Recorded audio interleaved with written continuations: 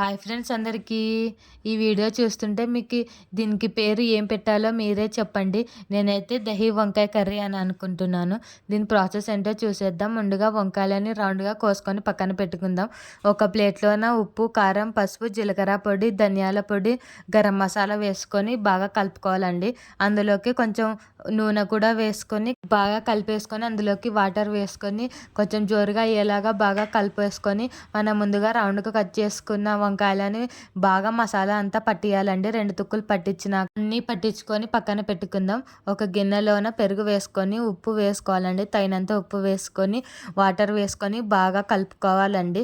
బాగా మజ్జిగలా చేసుకున్న తర్వాత ఒక పెన్నం పెట్టుకొని అందులోకి ఆయిల్ వేసుకొని అది కొంచెం హీట్ అయినాక మనం ముందుగా వంకాయలని అన్నిటిని వేయాలండి.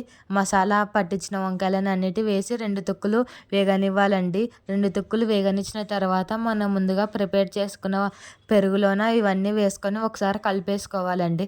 అది బాగా కలిసినాక ఒక గిన్నె పెట్టుకొని అందులోకి ఒక టేబుల్ స్పూన్ ఆఫ్ ఆయిల్ వేసి ఎల్లిపాయలు కచ్చాపచ్చాగా దంచేసుకొని అందులోకి ఎండుమిరపకాయలు, పోపు దినుసులు, పచ్చికరివేపాకు వేసుకొని మనం ముందుగా చేసుకున్న దాంట్లోకి వేసుకొని ఒకసారి కలిపేసుకొని వేడి వేడి అన్నంలో తింటే చాలా బాగుంటుందండి. వెరైటీగా చేయాలనుకుంటే ఈ రెసిపీ పర్ఫెక్ట్ అండి. ఈ రెసిపీ ఫుల్ వీడియో కావాలంటే కింద లింక్ ఇచ్చాను, చెక్ చేయండి. Thanks for watching this video. Subscribe my channel, support my channel.